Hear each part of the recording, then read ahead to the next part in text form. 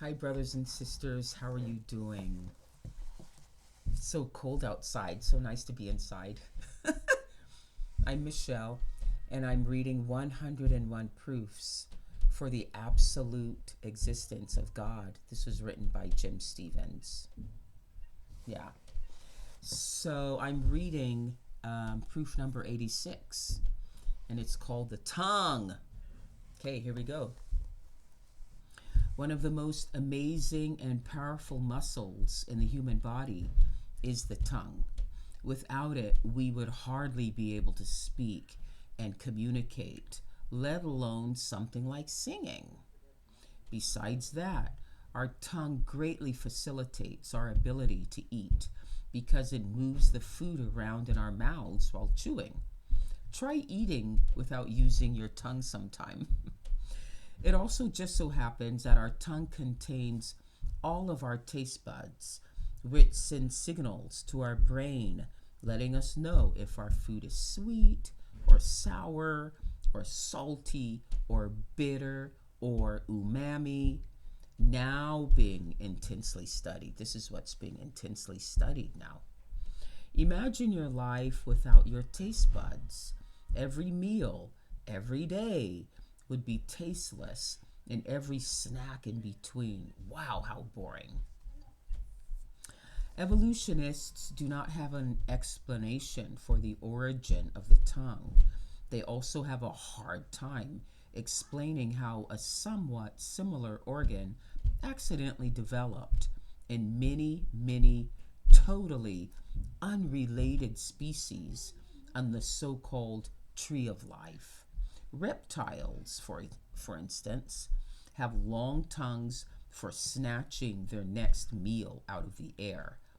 Snakes have a forked tongue that also allows them to smell. Butterflies have a proboscis that unfurls and gets inserted into flowers to suck up nectar. The blue whale has the biggest tongue, weighing in at almost 6,000 pounds. It certainly looks like there was some intelligent planning going on here. The human tongue is composed of 8 different muscles. How wonderful that they decided to work together in harmony. If you refer back to my chapter 61, muscles, you will read that scientists have no explanation for where muscles could have originated. Wow, all the scientists in the world, they don't know that. Muscles are that unusual and amazing. 4 of the 8 muscles are attached to bones. They are called extrinsic. These muscles allow you to move your tongue out and then back in and side to side and back again to the middle. It certainly is a wonderful accident for atheists that we developed a muscle that pulls the tongue back in after we stick it out. Otherwise, we'd be stuck with our tongue out all day. I'm sure the muscle that pulls the tongue in must have evolved second. If the tongue never sticks out, there would be no benefit for developing a muscle to pull it back in. The other 4 muscles in the tongue are called intrinsic. These muscles alter the shape of the tongue by lengthening and shortening it, curling and uncurling its apex and edges, and flattening and rounding its surface. This provides shape and helps facilitate speech, swallowing, and eating. The astounding property of these muscles is that there are no other muscles like them in the whole human body. Wow. Scientists don't know where they came from and don't know much about how they work either. The only similar muscle muscles like them are found in the legs of an octopus. The human tongue is a very different muscular system than the rest of the human body. Khalil Iskaris, an assistant professor of linguistics at the University of Southern California, who is helping to lead the research, said in a prepared statement this: our bodies are vertebrae mechanisms that operate by muscle working on bone to move. The tongue is in a different muscular family, much like an invertebrate. It is entirely muscle. It's muscle moving muscle. Both move by compressing fluid in one section of a muscle, creating movement in another part. But we know little about exactly how that movement is initiated and so finely controlled.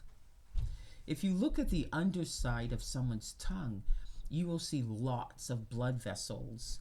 These are needed to constantly supply the muscles of the tongue because it is always working. Even when you're sleeping, your tongue is working. You wouldn't have a tongue without those blood vessels.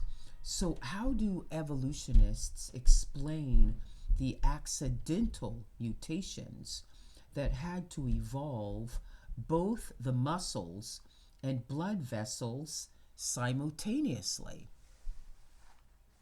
When we swallow, we stop breathing, and a stiff little flap attached to the back of our tongue covers the top of the trachea so that food slides down and into our stomachs and not into our lungs.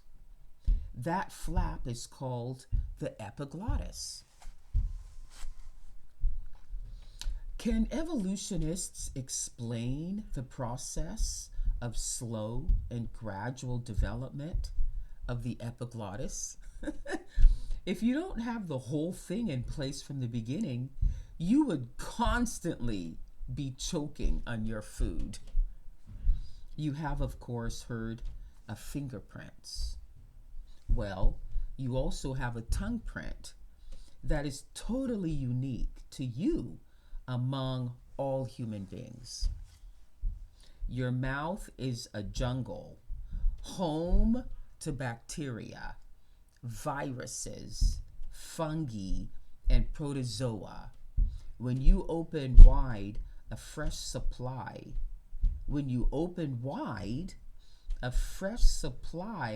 make their way inside your mouth. Most are harmless, taking advantage of your wonderful hospitality. Let's look at some of the many types of bacteria found in your mouth, on your tongue, and elsewhere. Of all the types of microbes living in your mouth, bacteria are the most numerous.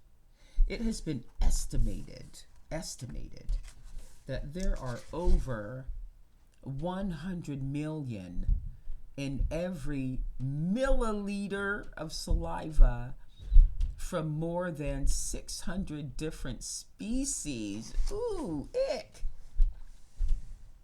I imagine that atheists must feel very grateful for the extremely long series of fortuitous accidents that allows them to be able to talk. In an astounding coincidence to the evolution of a tongue, we also evolved the larynx right at the top of the tube, going to our lungs, where air could be exhaled over it to make various kinds of sounds. The mouth also evolved into a very convenient shape that allows the three working together to make a tremendous variation of sounds. Those sounds get accidentally heard by the ears of other humans who luckily evolved ears. All those variations of sounds could be repeated and repeated until the other person began to figure out that they actually meant something intelligent. Atheists refuse to see any intelligent planning behind all this. They insist that for every small, incremental, and accidental mutation at the DNA level, there must have been some benefit to the new DNA so that it was selected by a natural, or in other words, godless law. This DNA won out over all other DNA patterns until the next slight change. Either the larynx, the tongue, and mouth developed simultaneously, or they developed sequentially, but in the end, we could talk and others could listen. As you can probably tell by now, I'm having trouble taking the theory of evolution seriously. What is the explanation for how taste buds evolved? They're so small you can't even see them. Each taste bud is made up of taste cells, which have sensitive microscopic hairs called microvilli. Those tiny hairs send messages to the brain, which interprets the signals and identifies the taste for you. The average tongue has between 2,000 and 10,000 taste buds. Each taste bud has about 15 receptacles that send the signals about taste to your brain. Every 10 to 14 days, your taste buds die off and are replaced with new ones. Let's thank God, or cosmic accidents, for that DNA mutation. It's really wonderful that taste buds accidentally would evolve on your tongue rather than your toe or your fingertips or your elbow. In fact, they are mostly found on the top side of your tongue, with a few others underneath your tongue, on your lips, or in your cheeks. There are 5 different kinds of taste buds. Now, how did that evolve? And miraculously, they all happen to be on or around your tongue. How great is that? None of your taste buds work unless they are in a moist environment. That's a nice coincidence too, because your mouth is a moist environment. Wow.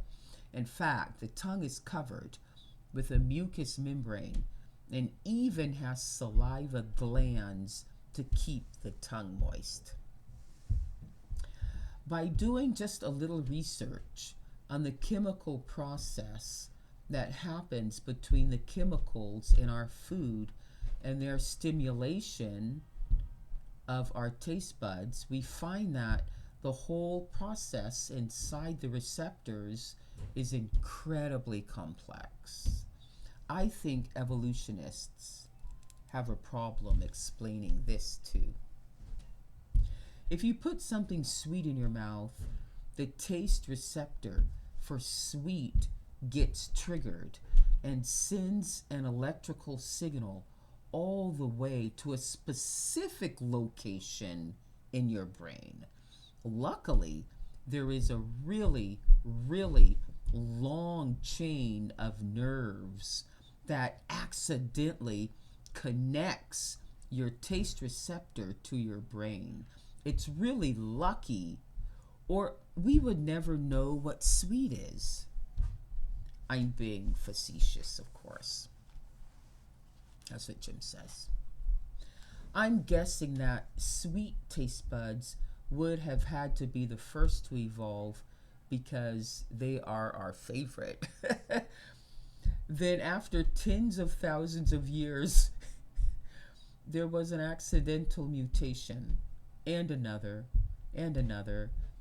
And finally we had a new accidental taste, maybe salty or sour. I'm pretty sure bitter would come last. Then it happened again and again and again until there are finally 5 different tastes. Wow. Is that believable? Not really. How wonderful and amazingly lucky that we have all those taste buds, or else eating would be mighty, mighty dull. Also, it's a fantastic coincidence for atheists that it just so happens that the food that evolved out there in the world just happens to trigger the taste buds that evolved, and we end up with delicious tastes. Not only delicious, but nutritious too. If the food out there tasted terrible and wasn't healthy for us, we would never eat it, and hence never have energy to keep on living and evolve. Then we wouldn't be here. This is just too many lucky accidents for me to believe in, Jim says. I have to agree with him there. So the conclusion is there must be God. Okay. Thank you so much for that. Wow, now we have a whole different take on the things we put in our mouth. Thank you so much, everyone. Have a good night. Bye.